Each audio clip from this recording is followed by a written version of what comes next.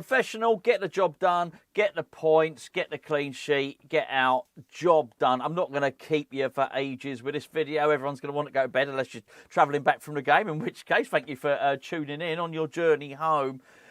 There was nothing massive to write home about. They were so bad. Leicester City were so bad in that game that I think it's really, really difficult for Graham Potter to have learnt an awful lot. I think if he's got a confirmation bias that Konstantinos Mavropanos is clumsy, maybe he's just confirmed what he already thought, because he certainly is. He can't seem to go a game without clattering into someone. And it's not like a clever professional foul. He's just bloody clumsy. Anyway, I didn't think that would be the first thing that I spoke about in this. No, that was easy, absolutely easy. I think Alphonse Areola had to make a save after about a minute. Easy save, really tame effort. I think it was Ndidi.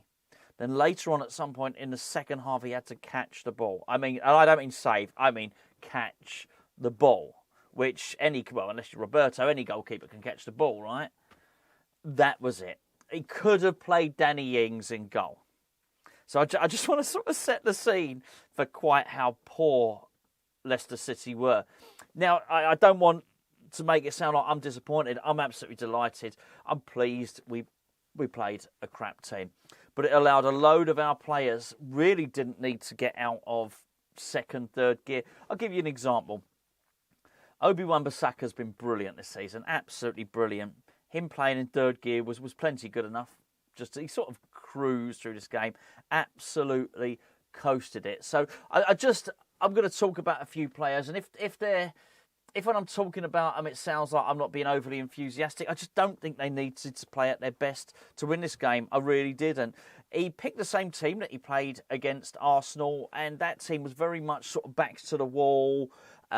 Gritty performance, everyone throwing their bodies on the line, doing loads of tackles. He played the same personnel, and we just didn't need to do that. Edson Alvarez didn't need to do his firefighting, so he sort of didn't. He wasn't needed really.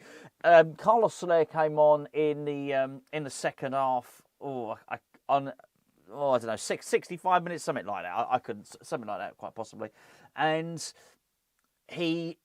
you looked at it and he had enough creativity. You thought, maybe he should have been on from the side. The midfield probably didn't need Tomáš Souček, James Ward-Prowse and Edson Alvarez. But I'm not complaining.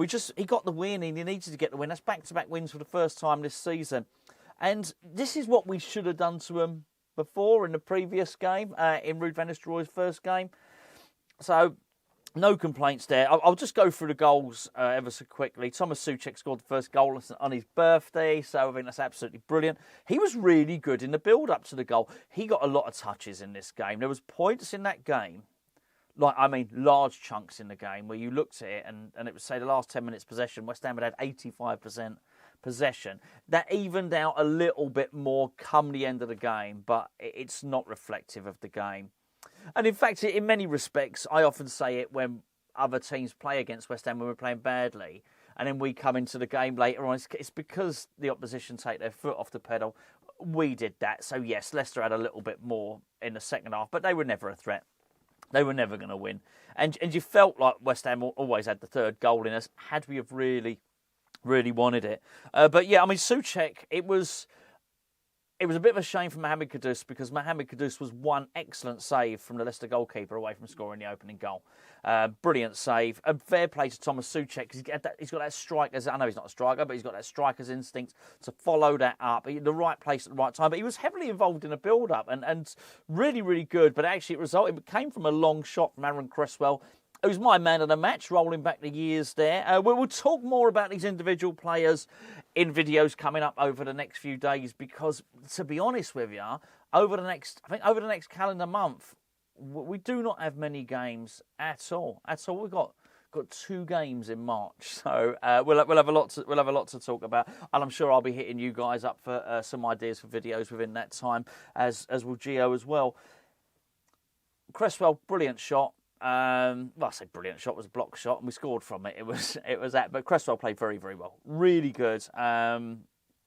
No complaints about anyone really, even the players that the players that didn't really excel didn't need to do much. Just didn't need to do much at all. I'll tell you what I did think was really good, again, was Jean-Claire Todibo. Excellent. What a player. Classy player. You sort of got the impression... there's a tale of two centre-backs, and I do understand the wide centre-backs in a back three are permitted to go forward more than the centre-back in Max Kilman. So I'll just make this little comparison here. I think they both got bored. And I think Max Kilman got bored and he switched off at one point and actually Cresswell cleared up. But he finished the game really well, Kilman. Finished the game strong. It's no criticism of him particularly. Whereas I think Todibo and Cresswell got bored, so they bummed up. I'm sorry, it's too late. I'm not. I bombed. They bombed. They bombed on the pitch. They bombed up the pitch. It's too late. I can't be bothered. If I start this again now, right? This video. It's 10 o'clock as I'm recording this now. I am not coming back and starting this video again. I can't be asked to edit it. So you're gonna have to accept. Jean-Claire Todibo and Aaron Cresswell bummed up the pitch as much as they wanted to when they got bored, and they did so to good effect. It's not a nice image, though, is it? If you think about it, it's very late. I want to go to bed. That's why I'm going to get this video wrapped. Oh dear. Going to get this video wrapped up. I'm going to get some stick for that. Rightly so, by the way. Rightly so. Let me have it in the comments. I'll take that one. I'll take that one on the chin or on the cheeks.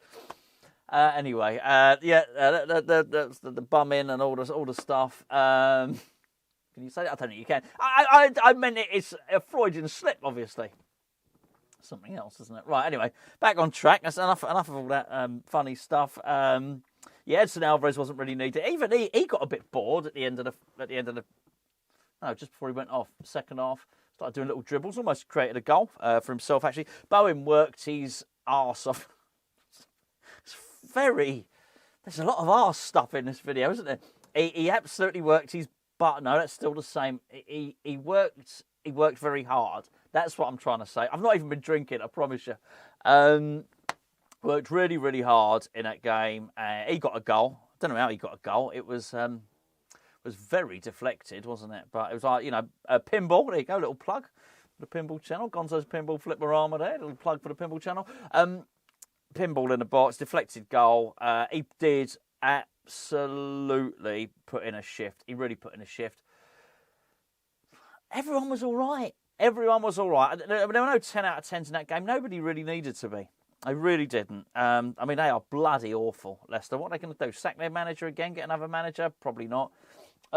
Substitutes came on. Lacking confidence, Evan Ferguson. Should have scored. Took too many touches. Should have scored. I'd say Soler. I thought Soler was good. I think he just probably... You can't say in hindsight Soler should have started because we won 2-0. And that's brilliant. What more do you want? That's all you can ask for. But I think if he had started Soler, you'd have got the same net result in terms of 3 points, but it might have been 3 or 4 now, which is a little bit more creative. But yeah, look, overall, absolutely delighted. I did not expect to be in this position. There was a point earlier on in the season where I thought things were looking pretty bleak. So, and I know even just a couple of weeks ago, people were saying, "Oh, we could get drawn into that relegation fight," and we are significantly better than those guys there. And but yeah, I do think almost anybody would have beaten Leicester today. Would Southampton? I don't know. You're not dealing with Premier League teams here. They're in the Premier League, but they're not Premier League standards. And fair play, I've got to say this. Fair play to the Leicester fans who've travelled all the way down from Leicester, funnily enough, and to watch that load of old garbage. So yeah, fair play to them. Fair play to them. I don't wish to be mean to Leicester at all. They were just really crap. Just a really, really crap team. And we beat them, very, very comfortably indeed. Anyway, sorry for the lewd and suggestive references. I did mean to say they went bombing up the pitch. I don't know what I'll talk about tomorrow. it's hard to read too much into that. I just think you should take the points. I don't think Potter reads too much into it at all.